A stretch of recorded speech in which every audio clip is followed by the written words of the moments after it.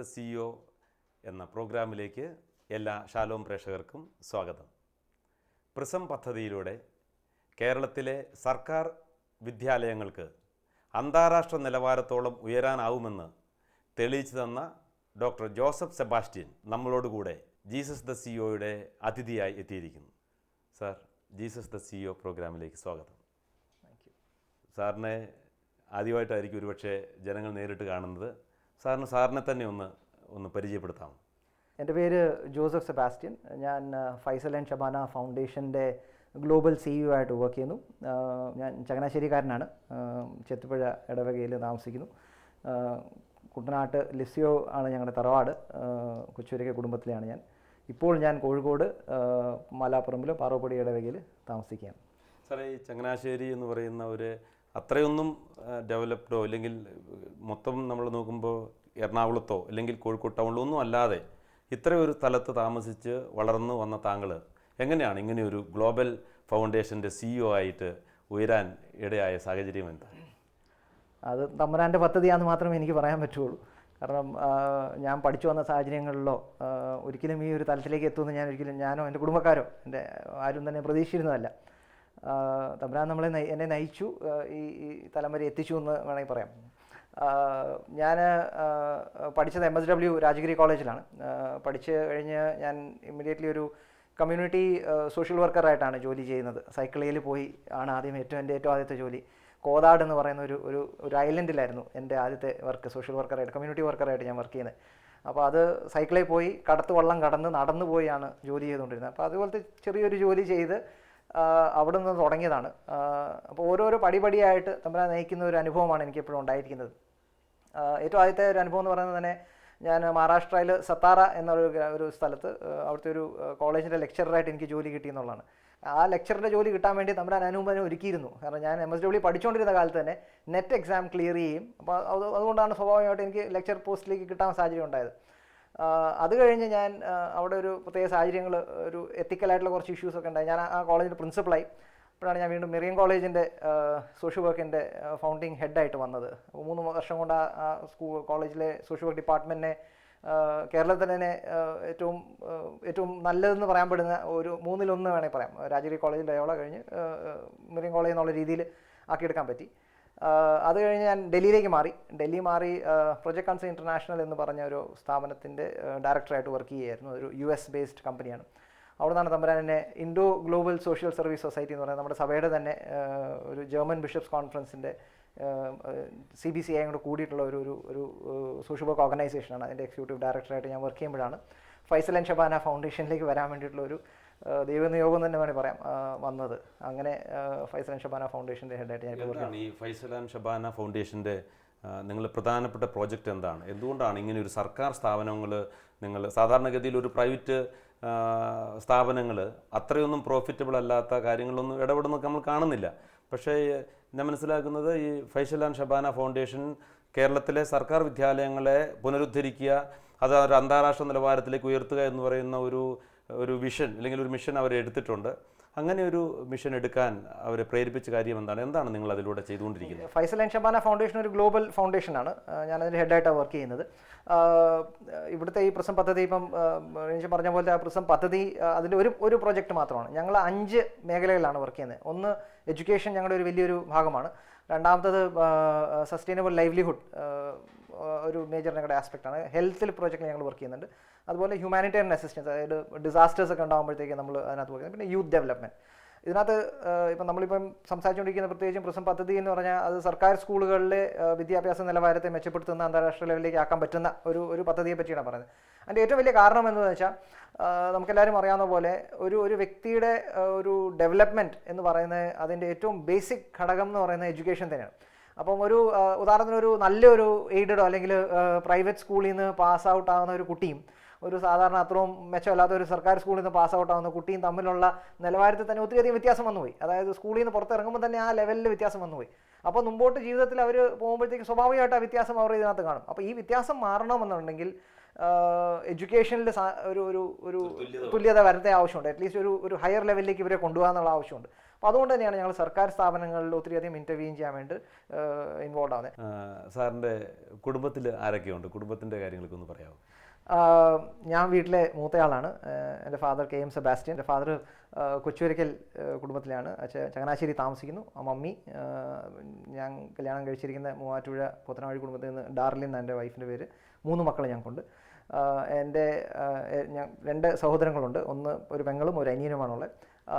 പെങ്ങള് കല്യാണം കഴിച്ച് അവളിപ്പം വിശാഖപട്ടണത്തിലാണ്. ടെസ്സി വിശാഖപട്ടണം താമസിക്കുന്നത്. അനിയൻ തോമസ് കല്യാണം കഴിച്ചതിന് ടിനു അവർക്കൊരു കൊച്ചുണ്ട്. അവർ എറണാകുളത്ത് താമസിക്കുന്നു. ഈ സാറ് പറയുമ്പോഴൊക്കെ എല്ലാം ഒരു ദൈവാനുഗ്രഹമാണ്, ഇങ്ങനെ ആയതും ഒരു ദൈവാനുഗ്രഹമാണെന്ന് പറയുന്നുണ്ടല്ലോ.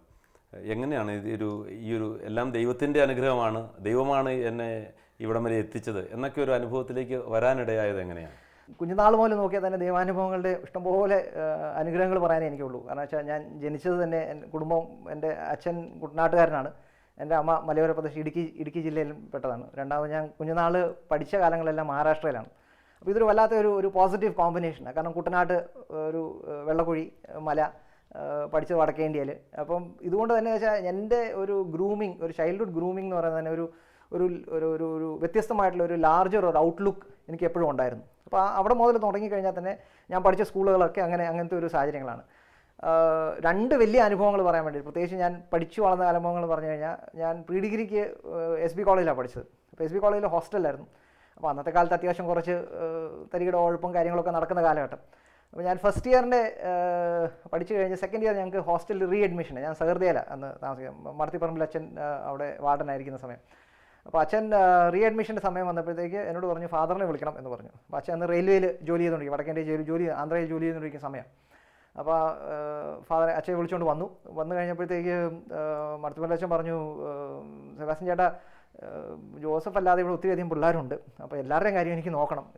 ജോസഫ് ഇവിടെ ആയിക്കഴിഞ്ഞാൽ അത്രയും ചിലപ്പോൾ സമയം കിട്ടത്തില്ല.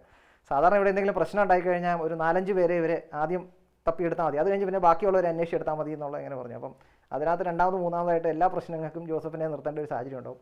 അപ്പം അങ്ങനത്തെ ഒരു ഇതിൽ നമുക്ക് പറ്റത്തില്ല, ബുദ്ധിമുട്ടാണ്. അപ്പോൾ പുറത്ത് എവിടെയെങ്കിലും താമസിപ്പിച്ചോളാൻ പറഞ്ഞു. അപ്പം എൻ്റെ അച്ഛനാണെങ്കിലും ഭയങ്കര വിഷമമായി ഒന്ന്. അപ്പം അന്ന് അച്ഛൻ പറഞ്ഞ 2 കാര്യങ്ങൾ. ഒന്ന്, ഹോസ്റ്റലിൽ ആർക്കെങ്കിലും എന്തെങ്കിലും അസുഖം വന്നു കഴിഞ്ഞാൽ അവരോടൊപ്പം ഹോസ്പിറ്റലിൽ പോയി നിൽക്കുക എന്ന് പറഞ്ഞാൽ ആർക്കും തന്നെ വലിയ ഇഷ്ടമില്ലാത്തൊരു കാര്യമായിരുന്നു. പക്ഷേ എനിക്കെന്തോ ഭയങ്കര താല്പര്യമായിരുന്നു. ഒരു ദൈവ ഒരു അനുഗ്രഹം തന്നിരുന്നത്, ശുശ്രൂഷിക്കാൻ വേണ്ടി പോകാമെന്ന് പറയുന്നത്. അപ്പോൾ അവരെ പോയി നോക്കുക, അവരെ ഹെൽപ്പ് ചെയ്യുക എന്നുള്ളൊരു അങ്ങനത്തെ ഒരു ഇതുണ്ടായിരുന്നു. പിന്നെ ഞാൻ എന്നും തന്നെ പള്ളിയിൽ പോകുന്ന ഒരു സാഹചര്യം ഉണ്ടായിരുന്നു. അപ്പോൾ അച്ഛൻ പറഞ്ഞ ഈ 2 കാര്യങ്ങളാണ്. അപ്പോൾ ആ 2 കാരണത്താൽ മാത്രം ഞാൻ സെക്കൻഡ് ഇയർ ഹോസ്റ്റലിൽ നിന്ന്, ഈ 2 ആക്ഷൻ കൊണ്ട് മാത്രമല്ല, എൻ്റെ പഠനം കൊണ്ടോ എൻ്റെ സ്വഭാവം കൊണ്ട് മാത്രമൊന്നുമല്ല, അത് വലിയൊരു ദൈവത്തിൻ്റെ പരിപാലനയായിട്ട് ഞാൻ കാണും. കാരണം ഞാൻ സെക്കൻഡ് ഇയറിൽ പുറത്ത് എവിടെയെങ്കിലും പോയി താമസിച്ചിരുന്നെങ്കിൽ ഒത്തിരി പോകാനുള്ള ഒരു സാഹചര്യം ഉണ്ടായിരുന്നു. അപ്പോൾ അതുകൊണ്ട് തന്നെ വീണ്ടും അങ്ങനത്തെ ഒരു പോസിറ്റീവ് ഇതിലേക്ക് വന്നു. അതുപോലെ തന്നെ ഡിഗ്രി ഞാൻ പഠിക്കുമ്പോഴും എൻ്റെ അച്ഛനോട് ഞാൻ പറഞ്ഞായിരുന്നു, അപ്പോൾ അന്ന് കോഴിക്കോട് ഞാൻ ദേവഗിരി കോളേജിൽ പഠിക്കാൻ വേണ്ടി വന്നത്. അപ്പോൾ ഞാൻ നിർബന്ധമായിട്ട് പറഞ്ഞു, ഇവിടെ അപ്പം ഹോസ്റ്റലിൽ പറ്റത്തില്ല. അപ്പോൾ എൻ്റെ ഒരു പേരപ്പൻ ഇവിടെയുണ്ട്, പേരപ്പൻ്റെ കൂട്ടത്തിൽ താമസിക്കാമെന്ന് ഫാദർ പറഞ്ഞപ്പോഴത്തേക്ക് ഞാൻ പറഞ്ഞു, അച്ഛൻ പറ്റത്തില്ല, ഞാൻ പേയിങ് ഗസ്റ്റായിട്ട് എവിടെയെങ്കിലും താമസിച്ചു. അപ്പോൾ അന്ന് ഉഴപ്പണം എന്നുള്ളൊരു ചിന്ത വെച്ചിട്ടാണ് നമ്മളിവിടെ വരുന്നത്. ഞങ്ങൾക്ക് കുറച്ച് സ്ഥലമൊക്കെ ഉണ്ട്, അപ്പോൾ സ്ഥലമൊക്കെ നോക്കാം, അത്യാവശ്യം അടിച്ചു പൊളിച്ച് നടക്കാമെന്ന് പറഞ്ഞാൽ വരുന്നത്. പക്ഷേ പേയിങ് ഗസ്റ്റ് ആയിക്കോട്ടെ ഒത്തിരി അന്വേഷിച്ചെങ്കിലും ഒരു സ്ഥലത്തും കിട്ടിയില്ല, ഒന്നും ഒന്നും നല്ല. അപ്പോൾ അതും പിന്നെ അവസാനം ഞാൻ പേരപ്പൻ്റെ വീട്ടിൽ പോയി താമസിക്കേണ്ട ഒരു സാഹചര്യം ഉണ്ടായി. അത് 2 വലിയ ദൈവപരിപാലനയായിട്ട് ഞാൻ കാണുകയാണ്. പിന്നെ അതുപോലെ തന്നെ ജോലികൾ കിട്ടിയതാണെങ്കിലും ഞാൻ പഠിക്കാൻ പോയതൊക്കെ ആണെങ്കിലും. ഈ സാറ് പറഞ്ഞപ്പോൾ ഈ ഇത്ര ഉഴപ്പൊക്കെ ആണെങ്കിലും പള്ളിയിൽ പോകുമായിരുന്നു, ഇല്ലെങ്കിൽ ശുശ്രൂഷിക്കാനായിട്ട് താല്പര്യമുണ്ടായിരുന്നു. ഈ ഒരു വിശ്വാസം എങ്ങനെയാണ് സാറിൽ ഇത്രയും ശക്തമായിട്ട്, എങ്ങനെയൊക്കെ പോയാലും പള്ളിയിൽ പോകണം, ഇല്ലെങ്കിൽ ദൈവത്തിൽ ആശ്രയിക്കണം, പ്രാർത്ഥിക്കണം. ഒന്നാമത് ബാല്യകാലത്തിന് ശേഷം വളർന്നതെല്ലാം വടക്കേ ഇന്ത്യയിലാണെന്ന് പറഞ്ഞു. ഒരുപക്ഷെ അച്ഛൻ്റെ ജോലിയുമായി ബന്ധപ്പെട്ട് പോയതായിരിക്കാം. വടക്കേ ഇന്ത്യയിലാണെങ്കിൽ ഇപ്പോൾ ഈ നമ്മൾ കേരളത്തിലെ പോലെ ഒരു ആത്മീയതയിൽ വളരാനുള്ള സാഹചര്യങ്ങൾ താരതമ്യേന കുറവായിരിക്കണമല്ലോ.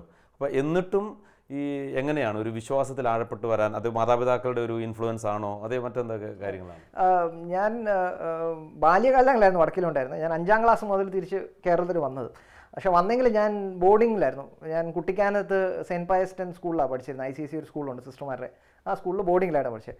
അപ്പം സ്കൂളിൽ ഒരു ഭാഗം അന്ന് ബോർഡിങ്ങിലുണ്ടായിരുന്നതുകൊണ്ട് തന്നെ എന്നും പള്ളിയിൽ പോകുന്നൊരു സിറ്റുവേഷൻ ഉണ്ടായിരുന്നു. വീട്ടിലാണെങ്കിൽ പോലും തന്നെ കുഞ്ഞുനാൾ മുതൽ വീട്ടിൽ എന്നും മമ്മിയാണെങ്കിലും കുരിശ് വരച്ച് കിടന്ന് നമ്മൾ സാധാരണ ക്രിസ്ത്യ കുടുംബങ്ങളിലുള്ള എല്ലാം ഉണ്ടായിരുന്നു, പ്രാർത്ഥിക്കുക.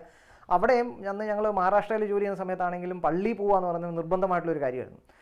അവസാന കാലങ്ങളിൽ ഞാൻ താമസിക്കുന്ന ഒരു കോൺവെൻറ്റിൻ്റെ അടുത്തായിരുന്നു. അപ്പോൾ ഇട ദിവസങ്ങളിലും പള്ളിയിൽ പോകാമെന്ന്, വടക്കേ ഇന്ത്യയിലാണെങ്കിലും പറ്റുന്നിടത്തോളം കുർബാനയ്ക്ക് പോകാമെന്ന് പറയുന്ന ഒരു ശീലം ഞങ്ങൾക്കുണ്ടായിരുന്നു.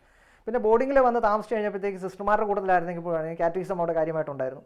പള്ളിയിൽ ശുശ്രൂഷയായിട്ട് ഒരു ഓൾട്ടർ ബോയ് ആയിട്ട് ഞാൻ സ്ഥിരമായിട്ട് പോകുമായിരുന്നു. അത് എൻ്റെ ഒരു അപ്ബ്രിങ്ങിങ്ങിൻ്റെ ഭാഗമായിട്ട് എന്നും ഉണ്ടായിരുന്ന ഒരു കാര്യമാണ്.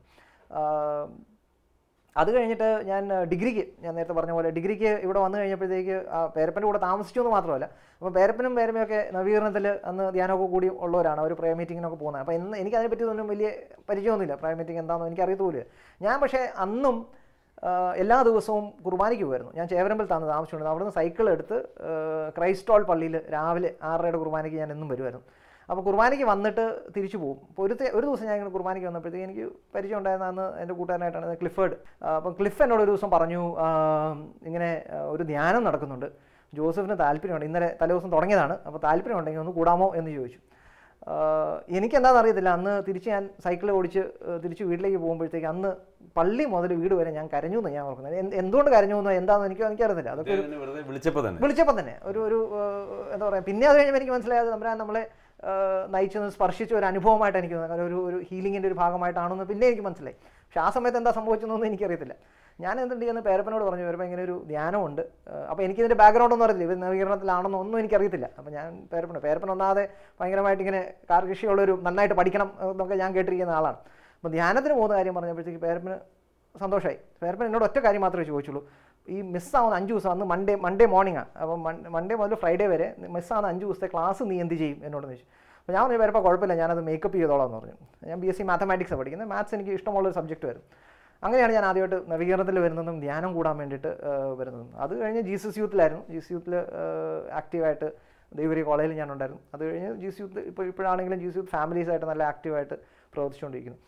ഇതെല്ലാം നോക്കുകയാണെങ്കിൽ ഘട്ടം ഘട്ടമായിട്ട് നോക്കുകയാണെങ്കിൽ തമ്പുരാൻ ഇങ്ങനെ കൈ പിടിച്ച് നടത്തുന്ന ഒരു ഭാഗവും. രണ്ടാമത് നമ്മുടെ ക്രിസ്ത്യ സഭയിൽ വളർന്നിരിക്കുന്ന നമ്മുടെ ഫോർമേഷൻ, കുഞ്ഞുനാളിലുള്ള കാറ്റഗിസവും പള്ളി പോകുന്ന കാര്യങ്ങളും കുടുംബത്തിലെ സന്ധ്യാപ്രാർത്ഥന കാര്യങ്ങളാണെങ്കിലും അത് കഴിഞ്ഞ് വന്ന യുവത്വത്തിൽ വന്നപ്പോഴത്തേക്ക് ജീസസ് യൂത്തായിട്ട് ബന്ധപ്പെടാനും നവീകരണത്തിൽ ഇൻവോൾവ് ആകുവാനും അതെല്ലാം ഒരു ദൈവപരിപാലനയായിട്ട് എനിക്ക് തോന്നുകയാണ്.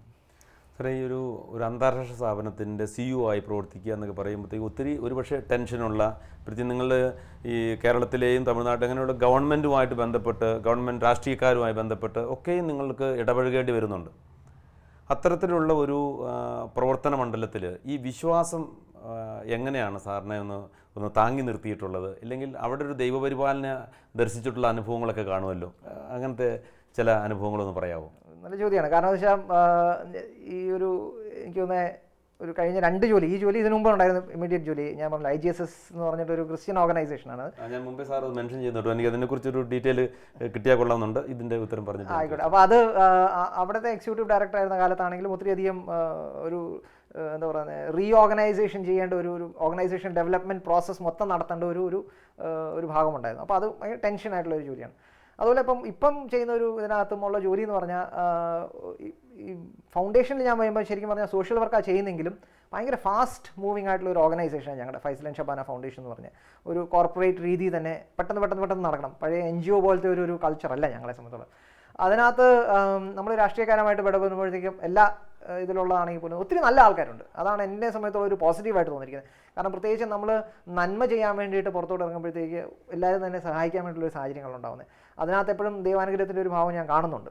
പക്ഷേ അതോടൊപ്പം തന്നെ നമുക്കുള്ള ഒരു ചെറിയൊരു വിഷമം എന്ന് പറഞ്ഞാൽ ഇതിൻ്റെ ആ വലിയൊരു വിഷൻ ഇല്ലാത്ത കുറച്ച് പേരെങ്കിലും ഒക്കെ ഉണ്ടെന്ന് നമുക്ക് വേണമെങ്കിൽ പറയാൻ പറ്റും. അപ്പോൾ അതൊരു ചിലപ്പോഴെങ്കിലുമൊക്കെ ഒത്തിരിയധികം സ്ട്രെസ്സും വിഷമം ഉണ്ടാക്കുന്ന കാര്യമുണ്ട്. കാരണം വെച്ചാൽ നമ്മൾ രാവുകളില്ലാതെ കഷ്ടപ്പെട്ട് ചെയ്യുമ്പോഴത്തേക്ക്, കാരണം നമ്മൾ ആലോചിച്ച് നോക്കിക്കഴിഞ്ഞാൽ ഈ ചെയ്യുന്നതെല്ലാം എന്തെങ്കിലും ഇല്ലാത്ത ആൾക്കാർക്ക് വേണ്ടിയിട്ടാണ്. ഒന്നീ സാമ്പത്തികമായിട്ടോ അല്ലെങ്കിൽ സാഹചര്യങ്ങൾ കാരണമോ അല്ലെങ്കിൽ എഡ്യൂക്കേഷനലിയോ ബാക്ക്വേർഡ് ആയിരിക്കുന്ന ആൾക്കാർക്ക് വേണ്ടിയിട്ടാണ് നമ്മൾ ഈ സഹായമൊക്കെ ചെയ്യുന്നത്. അപ്പോൾ ഈ പ്രൊജക്റ്റുകളെല്ലാം നമ്മൾ ഇംപ്ലിമെൻറ്റ് ചെയ്ത് കഴിഞ്ഞാൽ ഇതിൻ്റെയൊക്കെ സഹായം വരുന്നത് ഇതിന് വേണ്ടി ഈ ആൾക്കാർ ഈ ഗ്രൂപ്പിന് വേണ്ടിയിട്ടാണ് ഉണ്ടാകുന്നത്.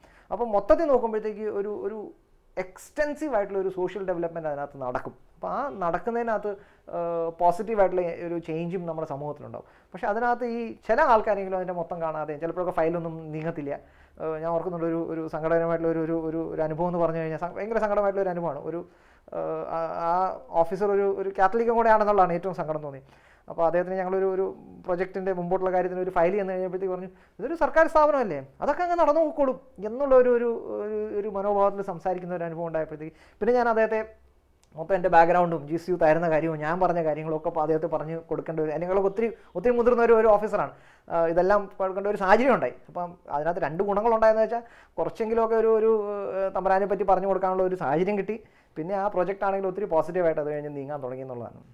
ഈ പ്രാർത്ഥന താങ്കളെ ഈ ഒരു ജോലിയുമായി ബന്ധപ്പെട്ടൊക്കെ പറഞ്ഞാൽ പ്രാർത്ഥന ഞങ്ങളെ എങ്ങനെ സഹായിക്കും? ഈ നേരത്തെ ചോദിച്ചപ്പോൾ സ്ട്രെസ് എങ്ങനെ മാനേജ് ചെയ്യുന്നതെന്ന് പറഞ്ഞ ചോദ്യങ്ങളകത്ത് 2 ഭാഗങ്ങളുണ്ട്. ഒന്ന് പറഞ്ഞാൽ എനിക്ക് തോന്നിയിരിക്കുന്നത് പ്രാർത്ഥന ഓഫ് കോഴ്സ് അതിൻ്റെ ഒരു ഭാഗമാണ്, ഞാൻ അതിനെപ്പറ്റി പറയാം. പക്ഷേ അതിനോടൊപ്പം തന്നെ ഏറ്റവും ഇമ്പോർട്ടൻ്റ് ഒരു ഭാഗം പറഞ്ഞാൽ കുടുംബമാണ്. ഇപ്പോൾ എന്നെ സംബന്ധിച്ചോളം എൻ്റെ വൈഫ് എൻ്റെ പ്രൊഫഷണൽ ആണെങ്കിലും പേഴ്സണൽ ലൈഫിലാണെങ്കിലും ഏറ്റവും ഇമ്പോർട്ടൻ്റ് ആയിട്ടുള്ള ഒരു ഫാക്ടറാണ്. എൻ്റെ വൈഫിനെ കണ്ടുമുട്ടുന്നത് ഞങ്ങളുടെ കല്യാണം എന്നൊക്കെ പറഞ്ഞാൽ പോലും ഇതുപോലത്തെ വലിയൊരു ദൈവപരിപാലനയുടെ ഒരു ഭാഗം തന്നെയാണ്. ഞാൻ പൂർണ്ണമായിട്ടും വിശ്വസിക്കുന്നു. നമ്മൾ ബൈബിളിലൊക്കെ വായിക്കുന്നതാണെങ്കിൽ പോലും തന്നെ ഞാൻ 110% വിശ്വസിക്കുന്നു ദൈവം എനിക്ക് വേണ്ടി വെച്ചിരുന്ന ഒരു പെങ്കൊച്ചായിരുന്നു ഞാൻ കല്യാണം കഴിച്ചെന്നുള്ളത്. എനിക്ക് 100% അതിനെപ്പറ്റി എനിക്ക് ഉറപ്പാണ്.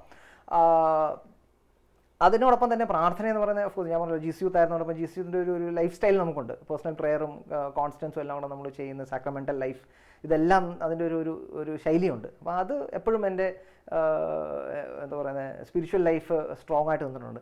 അതോടൊപ്പം പാസ്റ്ററിങ്ങും എൽഡറിങ്ങും ഇപ്പോഴും ഞാൻ ചെയ്തുകൊണ്ടിരിക്കുന്ന ഒരു കാര്യമാണ്. ഇപ്പോൾ എൽഡറുടെ അടുത്ത് പോകാറുണ്ട്, പ്രാർത്ഥിക്കാറുണ്ട്, ഇപ്പോൾ ഷെയർ ചെയ്യും, കുമ്പസാരം, കുർബാനയ്ക്ക് പോകുന്ന കാര്യങ്ങളൊക്കെ.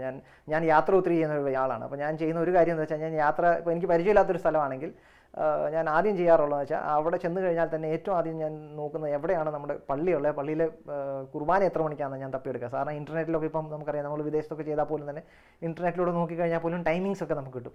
ഇല്ലെങ്കിൽ തന്നെ ആ ഹോട്ടലിലെ റിസപ്ഷനിൽ ചോദിച്ചാൽ തന്നെ എല്ലാവരും തന്നെ ഹെൽപ്പ് ചെയ്യാൻ വേണ്ടി തയ്യാറാണ്. അപ്പോൾ കുർബാനയുടെ സമയം എപ്പോഴാണെന്നുള്ളതാണ് ഞാൻ ഏറ്റവും ആദ്യം തിരക്കാറുള്ളത്. പരിചയമുള്ള സ്ഥലങ്ങളിൽ പോകുമ്പോഴത്തേക്ക് നിർബന്ധമായിട്ടും ഞാൻ പള്ളിക്ക് അടുത്ത് എവിടെയെങ്കിലും ഉള്ള ഒരു ഹോട്ടലിൽ താമസിക്കാൻ വേണ്ടി ശ്രമിക്കാറുണ്ട്. കാരണം എനിക്ക് പലതരത്തിലുള്ള ഹോട്ടലിൽ താമസിക്കാം, ഞാൻ ശകലം സ്റ്റാർ കുറഞ്ഞതാണെങ്കിൽ പോലും തന്നെ പള്ളിക്കടുത്തുള്ള ഏതെങ്കിലും ഒരു ഹോട്ടലിൽ താമസിക്കാൻ വേണ്ടി ഞാൻ ശ്രമിക്കാറുണ്ട്. കാരണം വെച്ചാൽ കുർബാനയ്ക്ക് പോകുക എന്ന് പറയുന്നത് എന്നെ സംബന്ധിച്ചുള്ള ഇമ്പോർട്ടൻ്റ് ആയിട്ടൊരു ഫാക്ടറാണ്. എൻ്റെ സ്പിരിച്വൽ ലൈഫിൽ അതാണ് ഞാൻ അനുഭവിച്ചിരിക്കുന്നത്. സ്പിരിച്വൽ ലൈഫ് എന്നൊക്കെ ഏറ്റവും നന്നായിരുന്നു, ഏറ്റവും ഭംഗിയായിട്ട് എനിക്ക് ജോലി ചെയ്യാനും പറ്റിയിട്ടുണ്ട്. ഒരു എന്താ പറയുന്നത് നമുക്കൊരു ഭയങ്കര ഒരു സന്തോഷം നിറഞ്ഞ ഒരു അനുഭവമാണ് എപ്പോഴും ഉള്ളത്. അതേസമയത്ത് അവിടെ എപ്പോഴെങ്കിലും ശകലം എന്തെങ്കിലും പോരായ്മകളൊന്നുണ്ടെങ്കിൽ നമുക്കുണ്ടാകുന്ന പ്രയാസങ്ങളൊക്കെ ഒത്തിരി വലിയ പ്രയാസങ്ങളായിട്ട് തോന്നും. നേരത്തെയും പ്രയാസങ്ങൾ കാണും, പക്ഷേ അത് ഒത്തിരി വലുപ്പമായിട്ട് തോന്നത്തില്ല.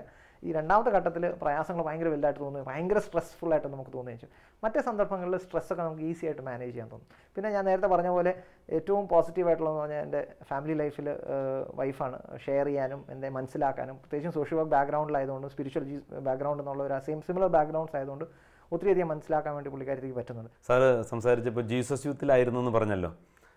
ജീസസ് യൂത്ത് മൂവ്മെൻറ്റിലൂടെ വന്നു, ഇല്ലെങ്കിൽ ആ ഒരു ഗോഡ് എക്സ്പീരിയൻസ് വരാനായിട്ട് ജീസസ് യൂത്ത് മൂവ്മെൻറ്റ് ഒരു കാരണമായി എന്നെല്ലാം പറയണ്ടായി. ഈ ഒരു സോഷ്യൽ വർക്ക് മുമ്പേ സംസാരിച്ചപ്പോഴും സമൂഹത്തിലെ ഏറ്റവും പിന്നോക്കമുള്ളവർക്ക് വേണ്ടിയിട്ടാണല്ലോ ഞങ്ങൾ ചെയ്യുന്നതെന്ന് സാർ പറഞ്ഞു. ഇങ്ങനെ ഈ ഏറ്റവും പിന്നോക്കമായിട്ടുള്ളവർക്ക്, ഇല്ലെങ്കിൽ ഏറ്റവും ആവശ്യക്കാരായവരെ കണ്ടെത്തി ചെയ്യാൻ, അവരിലേക്കൊരു മനസ്സ് പോകാൻ, അതിനൊക്കെ ഈ ജീസസ് യൂത്ത് മൂവ്മെൻറ്റിൽ വരാനിടയായത് ഏതെങ്കിലും വിധത്തിൽ സഹായമായിട്ടുണ്ടോ? ഉറപ്പായിട്ടുമായിട്ടുണ്ട്. കാരണം വെച്ചാൽ ഞാൻ ഒന്ന് പറഞ്ഞത്, ഇപ്പം GC യൂത്ത് ആകുന്നതിന് മുമ്പ് തന്നെ ഒരു ക്രിസ്തീയ കുടുംബത്തിൽ ജനിച്ചു, ഒരു ക്രിസ്ത്യൻ എൻവയൺമെൻറ്റിൽ പഠിച്ചു, കാറ്റഗിസവും കാര്യങ്ങളും ഒക്കെ ഉണ്ടായിരുന്നു. അതെൻ്റെ ഒരു ഭാഗം തന്നെ, ഒരു ചൈൽഡ്ഹുഡ് ഗ്രൂമിങ് അതൊരു മെയിൻ ഫാക്ടറാണ്. അതോടൊപ്പം തന്നെ GC യൂത്ത് ആയിക്കഴിഞ്ഞപ്പോൾ, ഉദാഹരണത്തിന് ഞാൻ ഡിഗ്രിക്ക് ഇവിടെ പഠിച്ചു കഴിഞ്ഞ് GC യൂത്ത് മൂവ്മെൻറ്റ് പ്രയർ ഗ്രൂപ്പ്സും കാര്യങ്ങളൊക്കെ ആയിട്ട് ഔട്ട്റീച്ച് പ്രോഗ്രാംസൊക്കെ ഭയങ്കര ആക്റ്റീവായിരുന്നു. ഞാനൊരു പ്രയർ ഗ്രൂപ്പ് ലീഡറൊക്കെ ആയിരുന്നു. MSWന് വേണ്ടിയിട്ട് ഞാൻ എൻട്രൻസ് എഴുതി, രാജകീയ കോളേജിൽ എൻട്രൻസ് എഴുതിയിരുന്നു. അത് ഈ ജീസസ് യൂത്ത് ആയിരുന്നുകൊണ്ടും ഒരു കാത്തലിക് ഫോർമേഷൻ കിട്ടിയതുകൊണ്ട് മാത്രമായിട്ട് വന്നൊരു വലിയൊരു ഭാഗമാണ്. കാരണം എനിക്ക് അവിടെ അഡ്മിഷൻ കിട്ടിയത് HR ഹ്യൂമൻ റിസോഴ്സ് മാനേജ്മെൻറ്റും കിട്ടിയത്. അത് അന്ന് MA PMNIR എന്ന് പറയുന്ന ഒരു personal management and industrial relations പറയുന്ന പ്രോഗ്രാമായിരുന്നു. MSWന് എനിക്ക് കിട്ടി. അപ്പോൾ ഞാൻ MSW എടുക്കാൻ കാരണം തന്നെ ഞാൻ ജീസസ് യൂത്ത് ആയിരുന്നതുകൊണ്ടും ഈ എന്താ പറയുന്നത് ഒരു ഹ്യൂമനിസ്റ്റിക് ഔട്ട്ലുക്ക് ആൾക്കാരെ സഹായിക്കണം, ഒരു ക്രിസ്തീയത നമ്മുടെ ഒരു ഒരു ലൈഫ് സ്റ്റൈലായി മാറിയതുകൊണ്ട് മാത്രമാണ് ഞാൻ സോഷ്യൽ വർക്ക് എടുത്തത്. അന്ന് MSW എടുക്കുന്നത് അന്നത്തെ കാലത്തും ഇന്നും എനിക്കൊന്നും വലിയ വ്യത്യാസമുണ്ടെന്ന് എനിക്ക് തോന്നുന്നില്ല. MSW പഠിക്കുന്നവർ പലരും തന്നെ പുറത്തു പോകാൻ, മെഡിക്കൽ ആൻഡ് സൈക്കാട്രി എടുത്തിട്ട് പുറത്തു പോകുക എന്നുള്ളതാണ് മേജർ ആൾക്കാരുടെയും ലക്ഷ്യം. അന്നാണെങ്കിൽ എന്നെ സംബന്ധിച്ച് ഞാൻ പഠിക്കാൻ അത്യാവശ്യം നല്ല മിടുക്കനുമായിരുന്നുകൊണ്ട് തന്നെയല്ല, സൈക്കോളജിയും കാര്യങ്ങളൊക്കെ എനിക്ക് അത്യാവശ്യം നന്നായിട്ടൊക്കെ അറിയാമായിരുന്നു. അപ്പോൾ എൻ്റെ കൂട്ടത്തിലുള്ള എൻ്റെ ഫ്രണ്ട്സ് തന്നെ എല്ലാവരും തന്നെ വിചാരിച്ചു ഞാൻ മെഡിക്കൽ ആൻഡ് സൈക്കാട്രി എടുക്കുകയുള്ളൂ. കാരണം വെച്ചാൽ എനിക്കത് ഉറപ്പായിട്ടും കിട്ടുമായിരുന്നു. കാരണം സംവെയർ ഓൺ ദ ടോപ്പ് 5-10% വേണമെങ്കിൽ നമ്മൾ പറയാൻ പറ്റുന്ന ആളായിരുന്നു. പക്ഷേ അന്ന് ഞാൻ എടുത്ത specialisation community urban and rural community development ആണ്. ഈ അർബൻ റൂറൽ കമ്മ്യൂണിറ്റി ഡെവലപ്മെൻറ്റ് എടുക്കാൻ കാരണം തന്നെ എൻ്റെ ജീസസ് യൂത്ത് ഫോർമേഷനും യൂത്തിൻ്റെ കൂടെ വർക്ക് ചെയ്യണം. അപ്പോൾ ഈ കമ്മ്യൂണിറ്റി വർക്ക് ചെയ്യുമ്പോഴത്തേക്കാണ് നമുക്ക് യൂത്തിൻ്റെ കൂട്ടത്തിൽ വർക്ക് ചെയ്യാൻ പറ്റുക കൂടുതൽ. അതുകൊണ്ട് മാത്രമാണ് ഞാനത് അങ്ങ് എടുത്തത്. അപ്പോൾ ഇതെല്ലാം എൻ്റെ ഈ ഫോർമേഷൻ്റെ ഭാഗമായിട്ട് തന്നെയാണ് സംഭവിച്ചു വന്നിരിക്കുന്നത്. ഇപ്പോൾ ദൈവം എല്ലാം നന്മയ്ക്കായി പരിണമിപ്പിക്കുമെന്ന് പറഞ്ഞു. നമുക്ക് ഈ ഡിഗ്രിയുടെ മാർക്ക് കുറഞ്ഞത് ജീവിതത്തിൽ ഒരു ടേണിംഗ് പോയിന്റിന് കാരണമാക്കാൻ ദൈവം ഇടവരുത്തുകയും ചെയ്തു. എല്ലാം അങ്ങനെ തന്നെയാണ് സംഭവിച്ചിരിക്കുന്നത്. എൻ്റെ ലൈഫിൽ മൊത്തം തന്നെ നോക്കിക്കഴിഞ്ഞാൽ എല്ലാ അനുഭവങ്ങളും എന്തൊക്കെ സംഭവിച്ചിട്ടുണ്ടോ എല്ലാം ദൈവം നന്മയ്ക്കായിട്ട് മാറ്റിയിട്ടുണ്ടെന്നുള്ളതാണ്. നമ്മൾ എന്തെങ്കിലുമൊക്കെ നമ്മൾ മാനുഷികമായിട്ട് ചിന്തിക്കുന്ന ചില തെറ്റുകളെന്നോ പോരായ്മകളൊക്കെ വന്നിരിക്കുന്ന കാര്യങ്ങൾ പോലും തന്നെ ദൈവത്തിൻ്റെ കൃപയാൽ അതെല്ലാം നന്മയ്ക്കായിട്ട് മാറ്റി എന്നുള്ളതാണ്. സർ മുമ്പേ സംസാരിച്ചപ്പോൾ ഒരു കാലഘട്ടം മുഴുവന് ഇൻഡോ ജർമ്മൻ സോഷ്യൽ സർവീസിൽ സഹായിച്ചിരുന്നില്ല, അതിനകത്ത് പ്രവർത്തിച്ചിരുന്നു, അതിൻ്റെ ഡയറക്ടറോ മറ്റായിരുന്നു, എക്സിക്യൂട്ടീവ് ഡയറക്ടർ. എങ്ങനെയാണ് ഒരു അന്താരാഷ്ട്ര സ്ഥാപനത്തിൽ താങ്കൾ എത്തിപ്പെട്ടത്? എങ്ങനെയാണ് അതിനകത്ത് അതിൻ്റെ അത് സഭയുമായി ബന്ധപ്പെട്ട ഒരു സ്ഥാപനമാണെന്ന് തോന്നുന്നു. എന്ത് കോൺട്രിബ്യൂഷൻ അത് നൽകാനായിട്ട് പറ്റിയതിലൂടെ? ഒന്ന് ഞാൻ IGSSൻ്റെ ഏറ്റവും പ്രായം കുറഞ്ഞ എക്സിക്യൂട്ടീവ്, എനിക്ക് 35 വയസ്സേ ഉള്ളൂ അന്ന് ഞാൻ എക്സിക്യൂട്ടീവ് ഡയറക്ടർ ആവുന്നത്. രണ്ടാമത് ഏറ്റവും first and only Malayali, it's 50 വർഷത്തിലുള്ള കാലഘട്ടത്തിൽ ആദ്യത്തെ മലയാളിയും ഏറ്റവും ചെറുപ്പക്കാരനുമാണ്. അപ്പോൾ ഞാൻ IGSSനെ പറ്റി പഠിച്ചു കഴിഞ്ഞപ്പോഴത്തേക്ക് എനിക്ക് IGSS നേരത്തെ തന്നെ അറിയാവുന്ന ഒരു ഓർഗനൈസേഷനാണ്, ചേർച്ചിനോട് ബന്ധപ്പെട്ട. ഇത് ജർമ്മൻ ബിഷപ്സ് കോൺഫറൻസും നമ്മുടെ CBCIയും തമ്മിലുള്ള ഒരു എഗ്രിമെൻ്റ് ഭാഗമായിട്ട് തുടങ്ങിയ 1960 തുടങ്ങിയ ഒരു സോഷ്യൽ വർക്ക് ഓർഗനൈസേഷനാണ്. എന്നിട്ട് ഇൻ്റർവ്യൂ നടന്നുകൊണ്ടിരുന്ന സമയത്ത് അന്നത്തെ president Shri KP Fabian, former അംബാസിഡറാണ്. അപ്പോൾ അദ്ദേഹം എല്ലാം കഴിഞ്ഞപ്പോഴത്തേക്ക് എന്നോട്, ജോസഫ് 2 കാര്യങ്ങളുണ്ടല്ലോ, 2 പ്രോബ്ലംസ് ജോസഫ് ഈ സെഡ്. അപ്പോൾ ഞാൻ ചോദിച്ചു, എന്താ മിസ്റ്റർ ഫേബിയൻ എന്താ? അപ്പോൾ അദ്ദേഹം പറഞ്ഞു, ജോസഫ്, ഒന്ന് പ്രായം, ഞങ്ങൾ പറഞ്ഞ പ്രായം എത്തുന്നില്ല. രണ്ടാമത് your expectations are much higher. കാരണം ഞാൻ അതിന് മുമ്പ് ഒരു US ഓർഗനൈസേഷനിലാണ് വർക്ക് ചെയ്യുന്നത്. അപ്പോൾ ഞാൻ പറഞ്ഞു, സർ, എനിക്ക് പ്രായത്തെപ്പറ്റി എനിക്കൊന്നും ചെയ്യാൻ പറ്റത്തില്ല. I am born on a particular day, that's it. മറ്റേനെ പറ്റി നമുക്ക് ഡിസ്കസ് ചെയ്യാം, ഒരു പ്രശ്നമില്ല എന്ന് പറഞ്ഞ് ആണ് ഞാൻ അതിനകത്ത് തുടങ്ങുന്നത്. അവിടെ IGSSൽ ചെന്നിട്ടാണെങ്കിലും ഞാൻ നേരത്തെ പറഞ്ഞ പോലെ ഏകദേശം 1 കോടി രൂപയോളം നഷ്ടത്തിൽ പോയിക്കൊണ്ടിരുന്ന ഒരു സാമൂഹിക സേവന ഓർഗനൈസേഷനാണ്. അപ്പോൾ അതിനെ മാറ്റുക എന്ന് പറയുന്നത് വലിയൊരു പ്രശ്നമാണ്. കാരണം അവിടെ 1 വർഷമായിട്ട് ഒരു റിക്രൂട്ട്മെൻറ്റ് നടക്കുന്നില്ല, സ്റ്റാഫിന് ഇൻക്രിമെൻറ്റ്സ് ഇല്ലാതെ നടക്കുന്ന ഒരു സാഹചര്യമാണ്. അപ്പോൾ ഒത്തിരി അധികം ഒരു ഓർഗനൈസേഷണൽ ഡെവലപ്മെൻറ്റ് പ്രോസസ്സസ് നടത്തേണ്ട ഒരു സാഹചര്യം അവിടെ ഉണ്ടായിരുന്നു. അത് ശരിക്കും പറഞ്ഞാൽ അവിടെ ഓൾറെഡി അവർ ഡിസിഷൻസ് എടുത്തിരുന്നു, കുറേ സ്റ്റാഫിനൊക്കെ മാറ്റണം എന്നൊക്കെ പറഞ്ഞൊരു ഡിസിഷൻസ് ഒക്കെ ഓൾറെഡി എടുത്തിരുന്നു. അപ്പോൾ ഞാൻ ചെന്ന സമയത്ത് ഞാൻ ബോർഡിനോട് പറഞ്ഞു, എനിക്കൊരു 2 വർഷം സമയം തരിക, ആ സമയത്തിനകത്ത് ഞാനിതിനെ ട്രാൻസ്ഫോം ചെയ്യാൻ വേണ്ടി ശ്രമിക്കാം, പറ്റും എന്നുള്ള വിശ്വാസം തന്നെ പറഞ്ഞു. ഏറ്റവും അതെന്ന് പറഞ്ഞാൽ ദൈവപരിപാലനയിൽ 1.5 വർഷം കൊണ്ട് അതിനെ പോസിറ്റീവ് ആക്കാൻ പറ്റി എന്നുള്ളതാണ്. ഫസ്റ്റ് ഇയർ നഷ്ടത്തിലായിരുന്നതിനെ മാറ്റി മാത്രമല്ല, ഞാനതൊരു 4 വർഷം കൊണ്ട് എനിക്കുണ്ടായിരുന്ന സ്റ്റാഫിനെക്കാട്ടിലും ഡബിൾ സ്റ്റാഫിനെ കൊണ്ടുവന്നു, അവരുടെ സാലറീസും ഡബിൾ ആക്കി എന്നുള്ളതാണ്. ആ സ്റ്റാഫിൻ്റെ എല്ലാ സാലറീസും അത്രയും അധികം പ്രൊജക്ട്സ് ഞങ്ങൾക്ക് കൊണ്ടുവരാൻ പറ്റി. യൂറോപ്യൻ കമ്മീഷനായിട്ടുള്ള ആദ്യത്തെ ഒരു NGOs തലത്തിലുള്ള എഗ്രിമെൻറ്റ് ചെയ്യുന്നത് ഞങ്ങളാണ്. അത്രയും ഇൻ്റർനാഷണൽ ലെവലിൽ അതിനെ മാറ്റാൻ വേണ്ടി പറ്റുമെന്നുള്ളതാണ്. ആക്ച്വലി ഞാൻ അവിടുന്ന് മാറുന്നത് തന്നെ എല്ലാവർക്കും ഭയങ്കര വിഷമകരമായിട്ടുള്ള, വെച്ചാൽ ആരും വിചാരിച്ചില്ല ഞാൻ മാറുന്നു. കാരണം വെച്ചാൽ ഇനിയിപ്പം അവിടെ റിട്ടയർമെൻറ്റ് വരെ ഏറ്റവും നന്നായിട്ട് അവിടെ ജീവിക്കാം, ഏറ്റവും നന്നായിട്ട് ജോലി ചെയ്ത് തീർക്കാൻ പറ്റുന്ന ഒരു സാഹചര്യം, ഏറ്റവും കംഫർട്ടബിൾ ആയിരിക്കുന്ന സാഹചര്യത്തിലാണ് ഞാൻ അവിടുന്ന് മാറുന്നത്. പിന്നെ എന്തുകൊണ്ടാണ് അത്രയും ഒരു ഉന്നത സ്ഥാപനമാണ് താനും, റെപ്യൂട്ടേഷൻ ഉണ്ട്, എല്ലാ തരത്തിലും ബെനഫിഷ്യലാണ്, നന്നായിട്ട് സമൂഹത്തിന് കോൺട്രിബ്യൂട്ട് ചെയ്യാനും പറ്റുന്നുണ്ട്. പിന്നെ എന്തുകൊണ്ടാണ് ആ സ്ഥാപനത്തിൽ നിന്ന് മാറാൻ? അത് ഭയങ്കര ഒരു രസകരമായിട്ടുള്ളൊരു കഥ തന്നെയാണ്, തമ്പുരാൻ നയിച്ച ഒരു കഥ തന്നെയാണ്.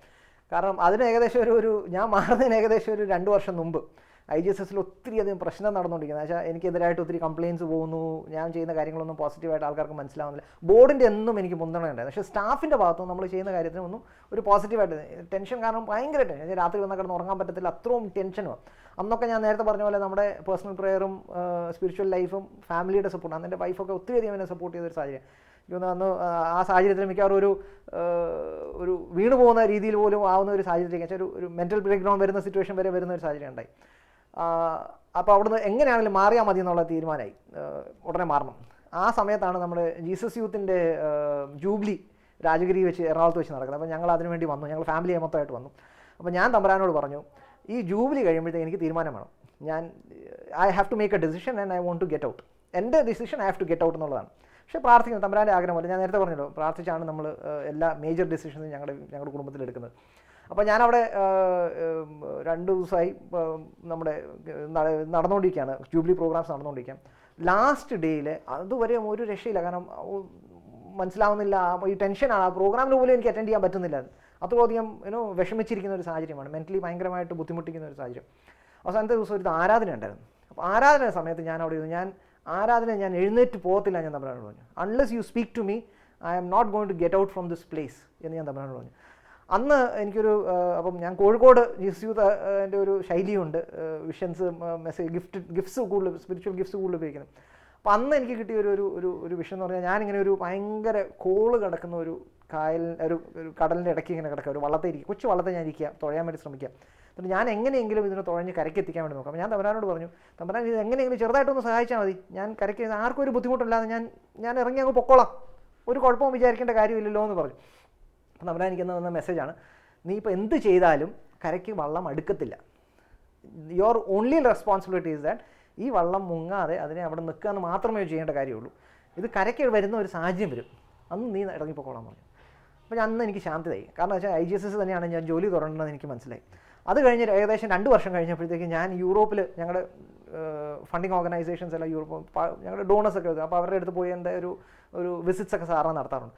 അപ്പോൾ ഞാൻ യൂറോപ്പിൽ ഇങ്ങനെ ട്രാവൽ ചെയ്തുകൊണ്ടിരിക്കുമ്പോഴാണ് എനിക്കൊരു ഫോൺ വരുന്നത്. ഒരു ഹെഡ് ഹണ്ടിങ് ഫേമാണ്, ഈ സീനിയർ ലെവൽ പൊസിഷൻസിനെയൊക്കെ കണ്ടുപിടിക്കുന്ന അങ്ങനത്തെ ഒരു ലണ്ടൻ ബേസ്ഡ് ആയിട്ടുള്ള ഒരു ഫേമാണ് എന്നെ വിളിക്കുന്നത്. അപ്പോൾ എന്നെ വിളിച്ചിട്ട് പറഞ്ഞു, ഡോക്ടർ ജോസഫ് ആണെന്ന് ചോദിച്ചാൽ ഞാൻ പറഞ്ഞു അതെ. പറഞ്ഞു ഇങ്ങനെ ഒരു ദുബായിലൊരു ഓർഗനൈസേഷനുണ്ട്, പുതുതായിട്ടുള്ളൊരു ഓർഗനൈസേഷനാണ്, അതിനൊരു ഗ്ലോബൽ CEO നോക്കുന്നുണ്ട്. അപ്പോൾ ഞങ്ങൾ നോക്കിക്കഴിഞ്ഞപ്പം സാറിൻ്റെ പേര് കിട്ടി. അപ്പോൾ we would be interested to kind of short list you. അപ്പോൾ ഞാൻ പറഞ്ഞു I am not at all interested, കാരണം ഐ വാസ് കൺവിൻസ്ഡ് IGSSൽ ഞാൻ കണ്ടിന്യൂ ചെയ്യണമെന്നുള്ളതാണ്. അപ്പോൾ എല്ലാം പ്രശ്നങ്ങളൊക്കെ മാറി ഏറ്റവും സ്മൂത്തായിട്ട് നടന്നുകൊണ്ട് പോയി. ഏറ്റവും എനിക്ക് തോന്നുന്നത് IGSSലുണ്ടായിരുന്ന ഏറ്റവും സുവർണ്ണ കാലഘട്ടം എന്ന് പറയുന്നത് അങ്ങനെ നിൽക്കുന്ന ഒരു സമയമാണ് ഞാൻ, ഏറ്റവും തിളങ്ങി നിൽക്കുന്ന സമയം. അപ്പോൾ I was not even planning to move. അപ്പോൾ ഞാൻ അദ്ദേഹത്തോട് പറഞ്ഞു ഐ എം നോട്ട് ഇൻട്രസ്റ്റഡ്. അപ്പം അവരുടെ ഒരു രീതി അറിയാമല്ലോ, അവർ പറയും സാർ കുഴപ്പമില്ല, ഒന്ന് CV അയച്ചാൽ മതി, നമുക്ക് ഡിസ്കസ് ചെയ്യാമെന്നൊക്കെ പറഞ്ഞു. അദ്ദേഹം എന്നെ കൊണ്ട് CV അയപ്പിച്ചു. ഞാനും വിചാരിച്ചു പിന്നെ അയച്ചേക്കാം, കുഴപ്പമില്ല, ഒരു ഇൻ്റർനാഷണൽ ഹെഡ് ഹണ്ടിങ് ഫേമല്ലേ, പിന്നെ എപ്പോഴാണ് ഗുണം വരുന്നതെന്ന് വിചാരിച്ചു. അന്ന് അഗെയിൻ ബൈ പ്രോവിഡൻസ് ഞാൻ എൻ്റെ യാത്ര ദുബായ് വഴിയായിരുന്നു. അതും വലിയൊരു ദൈവപരിപാലന. കാരണം ഞാൻ ശരിക്കും പറഞ്ഞാൽ ഞാൻ അങ്ങോട്ട് യൂറോപ്പിന് പോകുന്ന സമയത്ത് ദുബായ് പോകേണ്ടതായിരുന്നു. പക്ഷേ ഞങ്ങളുടെ ഓഫീസിൽ പ്രത്യേക ഒരു സാഹചര്യം കൊണ്ട് എനിക്ക് എൻ്റെ ട്രാവൽ മാറ്റേണ്ടി വന്നു. അപ്പോൾ അതുകൊണ്ട് ഞാൻ പോകുന്ന വഴിക്ക് പോവാതെ 1 മാസത്തോളം യൂറോപ്പ് ട്രിപ്പ് ഉണ്ടായിരുന്നു. അപ്പോൾ തിരിച്ചു വരുന്ന വഴിക്ക് ദുബായിൽ ഇറങ്ങാമെന്ന് ആണ് പ്ലാൻ ചെയ്തത്. അപ്പോൾ ഞാൻ യൂറോപ്പിൽ പോകുമ്പോഴാണ് ഇവർ സംസാരിക്കുന്നത്. അപ്പോൾ ഓട്ടോമാറ്റിക്കലി തിരിച്ചു വന്നപ്പോഴത്തേക്ക് ഇവരെ ഈ ഫേമിനെ ഫൈസൽ ആൻഡ് ഷബാന ഫൗണ്ടേഷൻ്റെ ആൾക്കാരൊക്കെ കാണാൻ വേണ്ടിയിട്ടുള്ള സാഹചര്യം ഉണ്ടായി. അപ്പോൾ ഇവരെയൊക്കെ കണ്ടപ്പോഴാണെങ്കിലും എനിക്കങ്ങനെ വലിയ നല്ല ആൾക്കാരാണ്, നല്ല മിസ്റ്റർ ഫൈസലെയും മിസ്റ്റർ ഷബാനയും ഞാൻ കണ്ടില്ല, പക്ഷേ അവരുടെ സീനിയർ ടീമിനെ എല്ലാം കണ്ട് സംസാരിച്ചപ്പോൾ ഈ സാധാരണ സീനിയർ ലെവൽ ഡിസ്കഷൻസ് നമ്മൾ ഓവർ ദ കോഫി അങ്ങനെയാണ് ഇൻ്റർവ്യൂസ് ഒക്കെ നടക്കുക. അപ്പോൾ അങ്ങനെ ഞങ്ങളൊരു ഹോട്ടലിൽ കണ്ടു, ചായയൊക്കെ കുടിച്ച് വർത്താനമൊക്കെ പറഞ്ഞു. അവർക്ക് ഭയങ്കരമായിട്ട് ഇഷ്ടമായി. അപ്പം അവർ ഈ ഫേം വഴി എന്നോട് കോൺടാക്ട് ചെയ്ത് ദേ ആർ ഇൻട്രസ്റ്റഡ്. അപ്പോഴും ഞാൻ പറഞ്ഞു എനിക്ക് താല്പര്യമില്ല, ഞാൻ പറഞ്ഞു ദുബായ് വരാൻ എനിക്കൊട്ടുമേ ഇഷ്ടമല്ല എന്ന് പറഞ്ഞു. അപ്പം ഇതെല്ലാം നടന്നു. അപ്പോൾ അവർ പറഞ്ഞു will give you in India itself, ബാംഗ്ലൂരിൽ തരാമെന്ന് പറഞ്ഞു. അപ്പോഴും എനിക്ക് വലിയ താല്പര്യമൊന്നും തോന്നിയില്ല. കാരണം ഞാൻ നേരത്തെ പറഞ്ഞ പോലെ, കാരണം വേറെ പ്രശ്നങ്ങളൊന്നുമില്ല, IGSS മാറാൻ വേണ്ടിയിട്ട് there is no reason.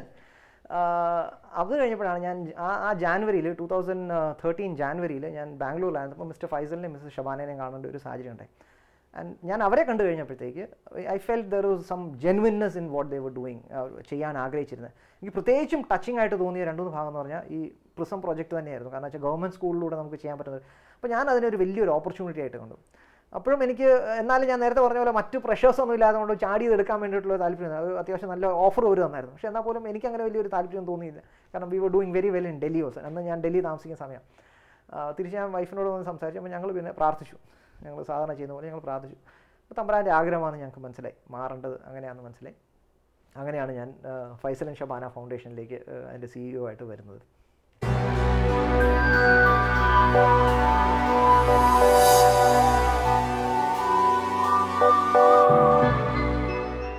Doctor Joseph സെബാസ്റ്റ്യൻ്റെ കൂടുതൽ കുടുംബവിശേഷവുമായി നമുക്ക് അടുത്ത ആഴ്ച വീണ്ടും കാണാം. നന്ദി.